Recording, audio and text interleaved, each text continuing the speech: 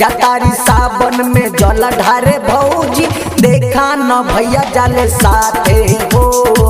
जातारी सावन में जल ढारे भौजी देखा न भैया जाले साथे हो।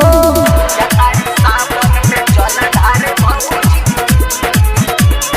जल ढारे भौजी डीजे विशाल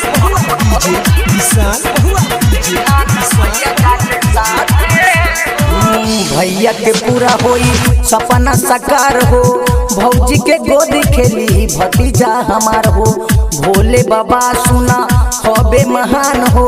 उनके कृपा से सब चल संसार हो। चल संसार हो, चल संसार। हाँ भैया के पूरा होई सपना साकार हो। भौजी के गोदी खेली भतीजा हमार हो। भोले बाबा सुना हबे महान हो। उनके कृपा से सब चल संसार हो। मंगले बरऊ भोला से फलऊ, मंगले बरऊ भोला से फलऊ। चलल जाई हमनी पाछे हो। जातारी सावन में जल ढारे भौजी देखा न भैया जाले साथे हो। जातारी सावन में जल ढारे भौजी, जातारी सावन में जल ढारे भौजी, जल ढारे भौजी। डीजे विशाल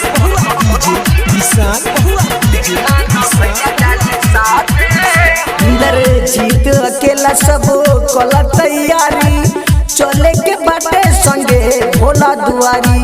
राजपाल सोनू परसाल रहले कुमार हो। दिल बारे बाबा सब बाबू सहाल हो। इंद्र जीत अकेला सब कल तैयारी चले के बाटे संगे भोला दुआरी।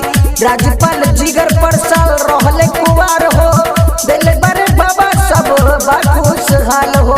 लागल बा डीजे देखा सबे झूमत चले का डीजे पर नाचे हो, नाचे हो। जातारी सावन में जल ढारे भौजी देखा न भैया जाले साथे हो। जातारी सावन में जल ढारे भौजी देखा न भैया जाले साथे हो। माँ सरस्वती रिकॉर्डिंग स्टूडियो भदई।